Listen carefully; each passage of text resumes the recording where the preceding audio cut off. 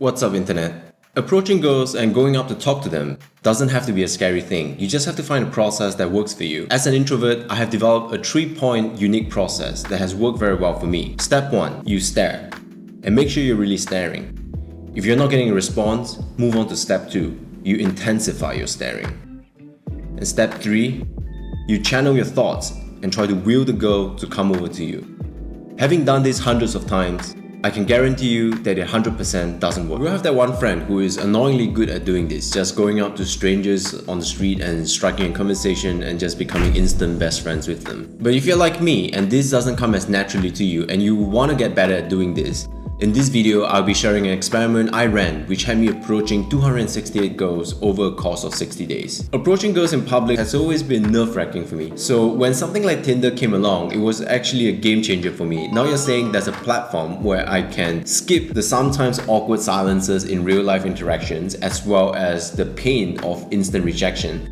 I was like, yeah, sign me up. In fact, I might have gotten a little too enthusiastic about it and I went on a lot of dates. By a lot, I mean something like 100. Not in the course of a month because that would be too much. It was more like over the course of a few years ago. And I like to think I actually got pretty good at first dates. At least that's what people told me. Were they paid for these reviews? $1 million. Maybe, but that's not the point. Much like the guy who made his millions in selling PVC pipes, wondering about his could-have-been art career, or like the housewife in the late 1800s, fretting over her lack of Instagram followers. You ever think about that?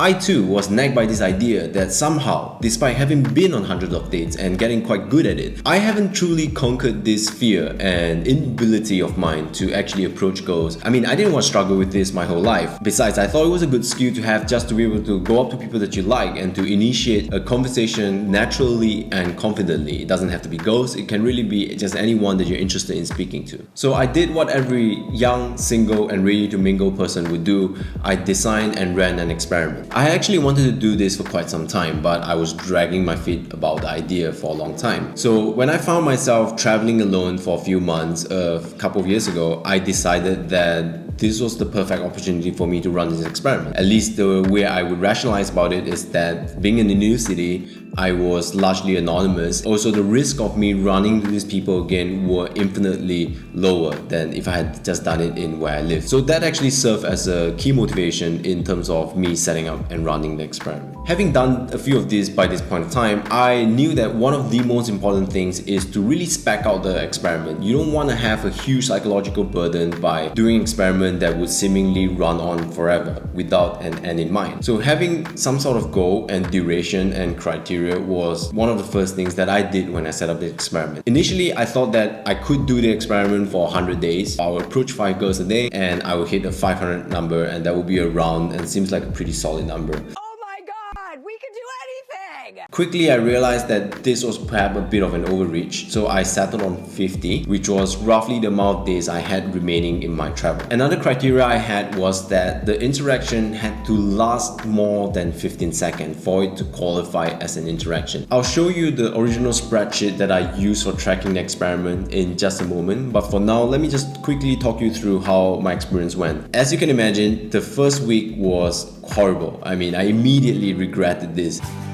I've made a huge mistake.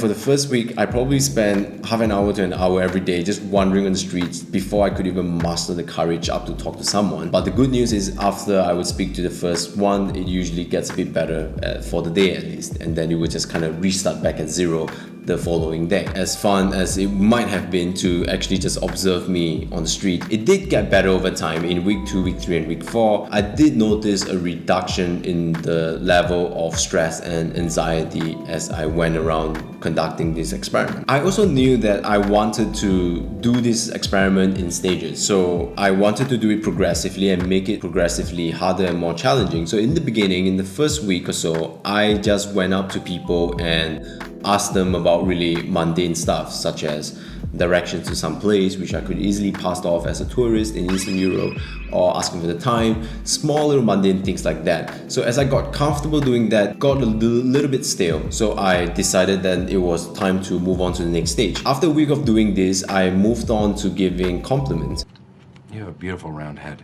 So this typically worked quite well for 70-80% of the time. I still got instant rejection. Sometimes people just waved me off, didn't want to talk to me. But most of the time, people were happy to get a compliment about themselves, as you probably would be. When that got easier and easier to do, I decided to shift my approach to larger groups of people. So I went from individuals to duos, pairs of girls, and sometimes guys and girls, and then I'll move on to a group of girls or mixed group. And the idea was that I'm just trying to level up the game as I went along in the challenge. In some cases where I like the girl, I also asked for the number.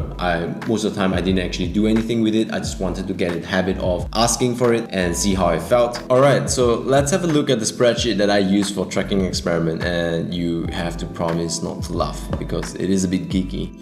So this is what I use. This is the spreadsheet that I use, and actually the system was so convoluted and complicated that I actually forgot what some of these symbols meant, and I actually wish I had a legend. But basically here you can see these are the dates, and then each time I would successfully approach a girl, in my case, I would highlight them and put out this symbol R, which I actually don't remember what it stands for by now. Then this yellow streak was actually a 0 day, where I just really didn't, I think I had it in my notes here. It was a 0 day and I really didn't want to do it, so I actually didn't do it. And I retroactively approach 5 girls and put it for the day itself.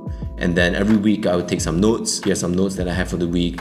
And the oranges are the ones which I believe I got rejected. And then I would just do this over the course of 4 to 5 weeks.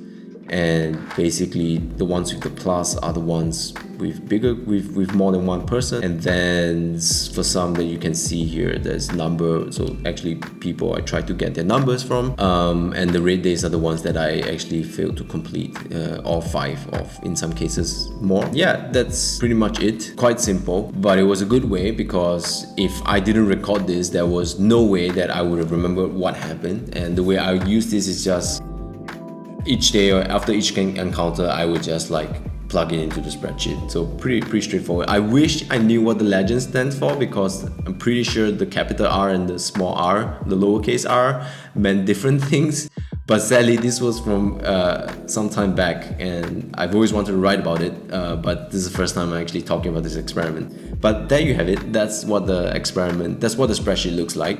So what have I learned having run this quirky little experiment? I would say it really changed my paradigm towards this whole idea of approaching goals, because having done it a few times, you realize that like anything else, it's so much just about practice, and the more you do it, as cliche as it sounds, the more confident and comfortable you get. Another thing I learned is the influence of mindset it can has on you when you're approaching a challenge. And in this particular case, reframing is a very powerful tool. So to reframe something is to look at it from another perspective. Do not try and bend the spoon. That's impossible. Instead, only try to realize the truth. What truth?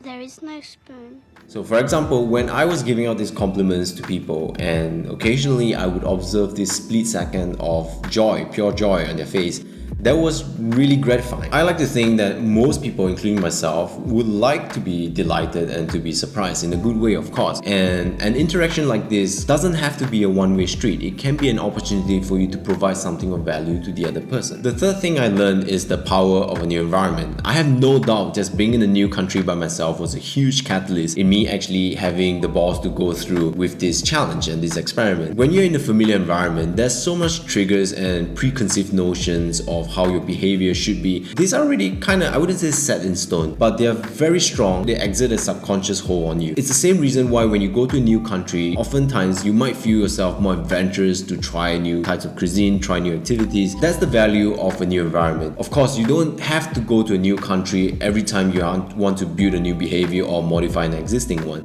There are also ways that you can look at your existing environment a bit more intentionally and design it so that it might fit this behavior that you're trying to build. And last but not least, the most important lesson that I've learned from this experiment is that this really was an exercise in helping me to learn to deal with rejection. As a people pleaser, I have an innate fear of getting rejected by others. When I did a bit more work on it, and I'll talk about it in another video perhaps, is that I realized that I actually got rejected as a kid by some girls, and for some reason maybe that kind of left an inedible imprint on me. And of course, life itself is full of rejection, so I think this is a very powerful skill to acquire, to learn to deal with rejection constructively. I don't think it's the manner of the rejection that matters as to how you actually respond to rejection itself, how quickly you pick yourself up and what you can learn from it. That really is the important thing in the long run. Having done this for 50-60 days and having approached a couple hundred girls, it really gave me an insight into why I feel the way I feel towards this activity. So that's it. That's my funny little story and experiment about what I did to try and overcome my fear of getting rejected. Actually, I have never told anyone until this video, in detail at least. If you are facing a similar issue, then you could try using this similar framework to try and approach this, whether it's incrementally the way I did it in stages, or you can also just take the jump into the deep end of the pool approach and just go full in. Whatever way that works for you, the important thing is that you try it out. I'm interested to hear if you've tried similar things like this or what your experience is going to be like. Leave me a comment, hit subscribe, let me know. Otherwise, I will see you out there on the internet.